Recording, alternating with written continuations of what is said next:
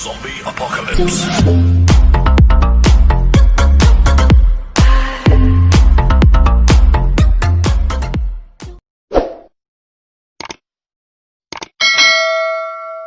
back to my YouTube channel. Dear student, today I'm going to discuss about future continuous tense. Future continuous tense means भविष्य में कार्य के जारी रहने का समय, अर्थात फ्यूचर कंटिन्यूस टेंस से मतलब है जब कार्य भविष्य काल में जारी रहता है तो ऐसे वाक्य जो होते हैं वो फ्यूचर कंटिन्यूस टेंस के होते हैं। अब बात आती है कि इन वाक्यों की पहचान हम कैसे करें। बहुत सिंपल, और सिंपल चीज क्या है कि हिंदी वाक्यों के अंत में रहा होगा, रही होगी, रहे होंगे, रहेंगे, है ना, यानी कि रहेंगे, रहा होगा, रही होगी, होगी भी आएगा और रहेंगे, ठीक है, रहेगी, रहेगा, ऐसे शब्द भी आते हैं। जब ऐसे शब्द आते हैं तो वो वाक्य हमारे फ्यूचर कंटिन्यूअस टेंस के होते हैं। जैसा कि मैंने पिछले टेंस में यानी फ्यूचर इंडेफिनिट में बताया था कि एफर्मेटिव सेंटेंस हो या नेगेटिव सेंटेंस हो या इंट्रोगेटिव सेंटेंस हो, उनमें जो हेल्पिंग वर्ब यूज की जाती है वो according to subject. According subject कैसे? वो ऐसे, यदि हमारा सब्जेक्ट आई या वी है तो उसके साथ जो हेल्पिंग वर्ब है वो शैल बी का यूज करते हैं, और यदि इन दोनों के अलावा कोई भी सब्जेक्ट है अदर्स के साथ हमेशा विल बी का यूज करते हैं, और रहा रही के लिए वर्ब में आईएनजी लगाएंगे और अंत में ऑब्जेक्ट। क्लियर? दूसरी बात आती है नेगेटिव सेंटेंस की। यदि हमारी ये चीज समझ में आ जाती है तो नेगेटिव सेंटेंस को समझना बहुत सिंपल हो जाता है। It becomes very easy to understand negative sentences if we get affirmative sentences to translate into English easily. So dear students, according to subject, हमें देखना है सब्जेक्ट। तो सब्जेक्ट के लिए वही चीज, यदि हमारा आई भी है तो शैल नॉट बी का यूज करेंगे, क्योंकि नहीं शब्द के लिए यहाँ पर हम नॉट का प्रयोग करते हैं। ठीक, तो shall not be I be के साथ और अदर्स के साथ विल नॉट बी का प्रयोग करते हैं, और वर्ब की फर्स्ट फॉर्म में आईएनजी और अंत में ऑब्जेक्ट लगाते हैं। सिंपल। बात आती है इंटरोगेटिव सेंटेंस, और इंटरोगेटिव सेंटेंस क्या होते हैं? वे सेंटेंसेस होते हैं जो प्रश्न पूछने के काम में आते हैं। ये दो प्रकार के होते हैं, फर्स्ट टाइप और सेकंड टाइप। फर्स्ट टाइप में आते हैं कि क्या शब्द वाक्य के शुरू में आता है, और सेकंड टाइप में आते हैं कि क्वेश्चन वर्ड जो होते हैं वो कहाँ आते हैं? हिंदी वाक्यों के बीच में आते हैं। अब क्वेश्चन वर्ड कौन से होते हैं? क्वेश्चन वर्ड होते हैं जैसे कब, कौन, कहां, कैसे, क्या।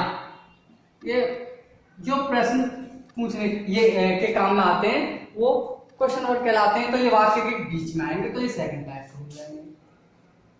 क्लियर? तो जब वाक्य के शुरू में क्या शब्द आया है तो अकॉर्डिंग टू सब्जेक्ट हमें यूज करना है क्या की अंग्रेजी विल या शैल। फिर वही सब्जेक्ट लिखेंगे, नॉट आ रहा है तो नॉट लगा देंगे सब्जेक्ट के बाद, बी का यूज करेंगे, वर्ब की फर्स्ट में आएंगे ऑब्जेक्ट, और अंत में क्वेश्चन मार्क लगाते हैं। दूसरी बात आती है सेकंड टाइप की। यदि हमारे समझ में ये आ जाता, फर्स्ट टाइप आ जाता है, तो सेकंड टाइप के क्वेश्चंस वाले जो सेंटेंसेस होते हैं उनको बनाना बहुत इजी हो जाता है, उनको ट्रांसलेट करना बहुत इजी हो जाता है। बिकॉज यदि हमने इतना सीख लिया तो ये समझ लीजिए ये सीख लिया।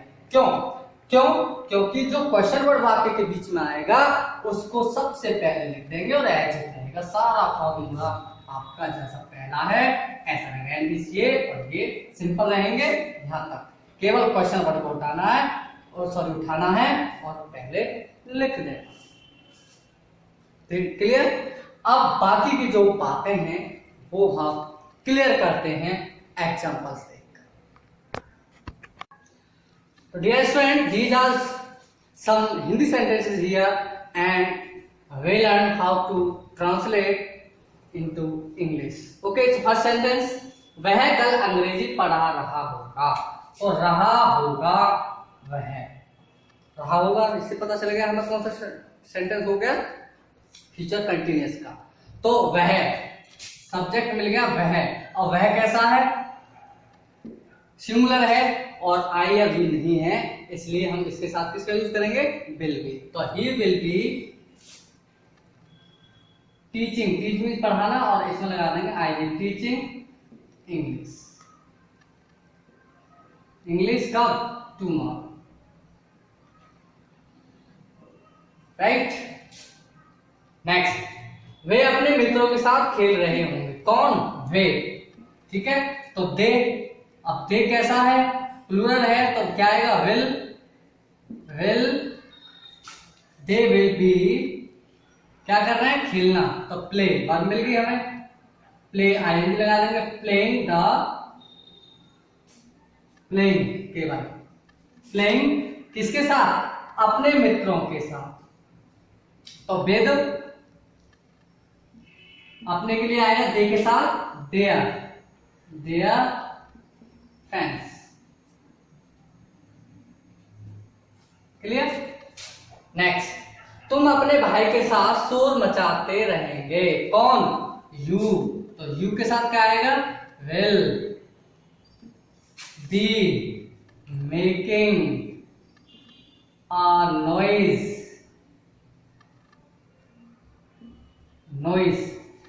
You will be making a noise किसके साथ, अपने भाई के साथ। तो वेद,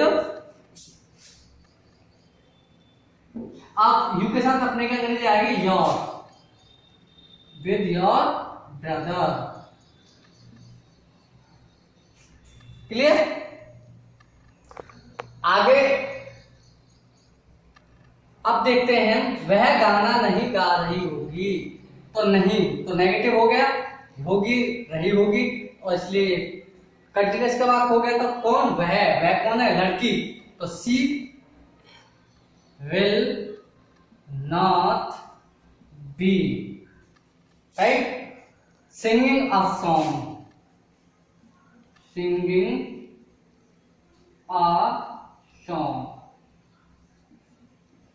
चलिए।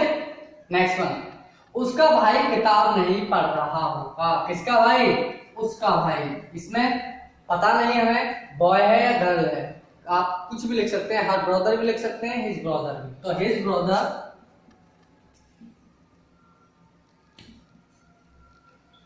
Will be reading a book, clear.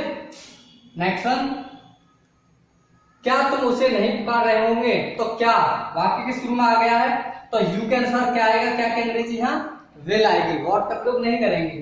तो विल यू बी, अब इसमें नॉट आया इसलिए हम बी से पहले नॉट लगाएंगे, will you not be calling, ठीक है, calling him, question mark, clear. क्या वह रामायण देख रहा होगा। तो वह के अनुसार क्या आएगी, क्या कहेंगे अंग्रेजी, विल। यदि यहां होती क्या मैं, मान लो सपोज मैं चेंज कर देता हूं, क्या मैं रामायण देख रहा हूंगा, यहां हूंगा कर दूंगा, ठीक है। तो अब यहां पर क्या भी अंग्रेजी सेल आ जाएगी, क्योंकि सब्जेक्ट हमारा बन गया आई। तो shall I be watching the Ramayan,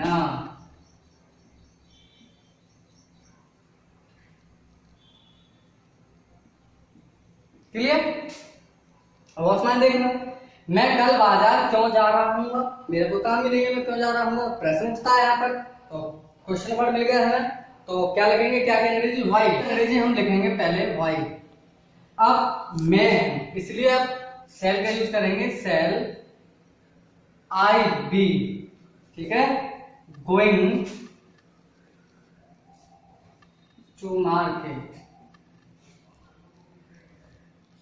ठीक, क्वेश्चन मार्क लगा देंगे। नेक्स्ट है हम उसे कहाँ बुला रहे होंगे, कोई जगह भी है तो उस जगह को जानने के लिए to know the place we have to use where in any sentence, यानी कहीं भी किसी सेंटेंस में स्थान के बारे में बात कर रहे होते हैं तो हम वेयर का यूज करते हैं। तो कहाँ, तो वेयर,